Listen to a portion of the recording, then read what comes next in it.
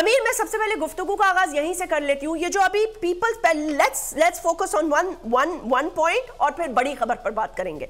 चलें जी, peoples party का जो ये मौक़िफ़ सामने आया है, तो इससे क्या ये लग रहा है, अब ये इसमें सच्चाई भी हो सकती है और इसमें आपको पता है इलेक्शन टैक्टिक्स भी हो सकती हैं।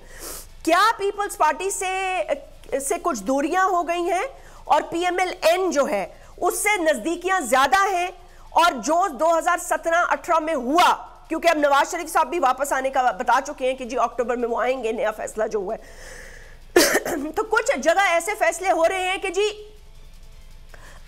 May be we should reverse, let the order be reversed, and वो जिस तरह था फिर वैसे ही चले, क्योंकि एक बड़े पैमाने पे नाइंसाफी हुई और उसका अजाला जो है वो इसी तरह किया जा सकता है कि the process should be reversed because the project itself was मैं यही कहूंगी कि was a disaster।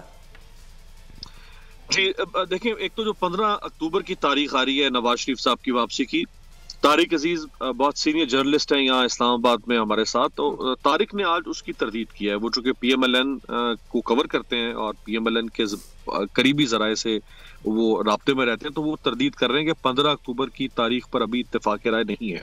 ठीक, मुमकिन है ये डेट फ्लोट हुई हो उस मीटिंग के अंदर कि 15 अक्टूबर को आना चाहिए मियां साहब को, लेकिन अभी तक कि 15 अक्टूबर को उनका अराइवल ये कंफर्म नहीं है। जहां तक ये उनसे ज्यादती का एक नैरेटिव पीएमएलएन बना रही है ना कि उनके साथ बहुत ज्यादती हुई, और दिलचस्प बात यह है कि उस नैरेटिव में पीपल्स पार्टी भी शामिल हो गई है। ये वो पीपल्स पार्टी है, जब 2016 में पैनामा स्कैंडल आया तो तहरीक इंसाफ से आगे बढ़कर पीपल्स पार्टी नवाज शरीफ को पैनामा में सजा दिलवाना चाहती थी। यही लतीफ खोसा जो आज चेयरमैन पीटीआई के वकील हैं, यही लतीफ खोसा थे उस वक्त। मैं इन गुनहगार कानों और आंखों से उन समातों में मौजूद होता था सुप्रीम कोर्ट में, जब नवाज शरीफ साहब को पार्टी ऑफिस से डिस्क्वालीफाई करवाया। आप जानते हैं किसने करवाया? वो साकिब निसार की अदालत में वो लतीफ खोसा थे, वो वकील जिन्होंने उस वक्त मुकदमा लड़ा इस बात का कि नवाज शरीफ चूंकि डिस्क्वालीफाई हो चुके हैं पब्लिक ऑफिस से, ये पार्टी ऑफिस भी नहीं रख सकते, वरना नून लीग तो कानून को तब्दील करके उनको ताहयात पार्टी चेयरमैन बना चुकी थी और फिर उससे रिट्रीट करना पड़ा नून लीग को। तो ये वही पीपल्स पार्टी थी जो कहती थी कि नवाज शरीफ पैनामा के में चोरों में शामिल है, और बिलावल कहते थे कि पैनामा चोर नवाज शरीफ को। आज वो पीपल्स पार्टी कहती है कि नवाज शरीफ के साथ बड़ी ज्यादती हुई। देखिए, नवाज शरीफ के 2 केसेस हैं, इंतहाई जैस्मिन साहिबा, इंतहाई बदतरीन इंटेलेक्चुअल डिसऑनेस्टी हो रही है हमारी स्क्रीन के ऊपर, माजरत के साथ इंतहाई बदतरीन। एक ही बात की जा रही है कि नवाज शरीफ को कामा पे सजा हो गई, कामा पे सजा हो गई। भाई, नवाज शरीफ को 2 सजाएं हुई हैं 2 अदालतों से, गुमराह किया जा रहा है।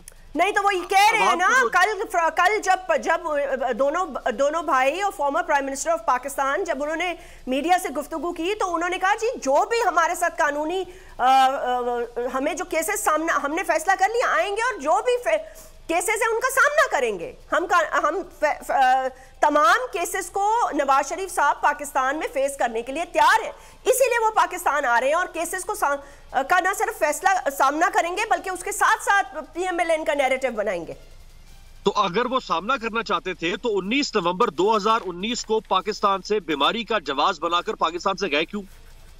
अगर वो सामना करना चाहते थे तो 19 नवंबर 2019 से लेकर आज 25-26 अगस्त 2023 तक 4 साल होने को वापस क्यों नहीं आए? वो जब भी वापस आने की साहब की फौरन जो है वो बीमारी फूल जाती थी। इसका जवाब वैसे अमीर आप भी जानते हैं और मैं भी जानती हूं कि इसका जवाब हम कोई हजारों दफा उस वक्त के वजीर आजम जो अब खुद जेल में हैं उनसे हम ले चुके हैं, और उनका जवाब आप भी एज ए सहाफी जानते हैं, मैं भी और पब्लिक भी जानती है। ठीक है ना? तो जाने वाले को इल्जाम दे सकते हैं हम, ये बिल्कुल ठीक बात है कि आपको फेस करना चाहिए था, नहीं जाना चाहिए, आप मुल्क में लड़ते, लेकिन जो जाने दे रहे हैं उस पर भी तो सवाल उठाए ना। फिर वो तो ये कहते थे जी हमारे तो हाथ बंधे हुए थे, हमने नहीं जाने दिया। उन्होंने कहा जी वो तो फैसला कहीं और हुआ, मतलब उनके तो सारे फैसले ही कहीं और होते थे। जस्टिस काजी फैज ईसा के खिलाफ एक रेफरेंस आ गया, उन्होंने कहा जी फैसला कहीं और हुआ। जैस्मिन, मैंने खुद जनरल बाजवा जब आर्मी चीफ थे, मैंने खुद जनरल बाजवा से नवाज शरीफ के बारे में सवाल किया। क्या कहा? और मैं आपके तवज्जुह से मैं ये आज बात सबके सामने रख देता हूँ, इससे पहले ये बात नहीं मैं कहीं रख सका। ठीक। मैंने बाजवा साहब से पूछा कि नवाज शरीफ साहब चूंकि वापस नहीं आ रहे और उनके जाने के बारे में चहमगोया ये है कि उनको उस जमाने की एस्टैब्लिशमेंट ने सेफ एग्जिट दिया और उनको बाहर निकाला। क्योंकि उस वक्त ये खबर यहाँ इस्लामाबाद में खबरें गर्दिश करती थी कि जनरल बाजवा ने सुलेमान शहबाज को बुलाकर उनसे कहा कि ये आपको पासपोर्ट दे रहे हैं और आप बाहर निकल जाए, पर सुलेमान शहबाज पाकिस्तान से बाहर चले गए थे। ठीक है। तो नवाज शरीफ को भी शायद एस्टैब्लिशमेंट ने उस जमाने में रेस्क्यू किया था। तो जनरल बाजवा ने जो जवाब मेरे सामने रखा, मैं वो कोट एंड कोट आपके सामने रख रहा हूँ। अगर मैं, क्योंकि ये 4 साल पहले की बात है, अगर मैं कुछ भूल जाऊं कहीं पे तो गैर इरादी तौर पे, लेकिन मैं कोट एंड कोट हर बार रख रहा हूं। उन्होंने, उनकी जेब में एक छोटी सी किताब थी।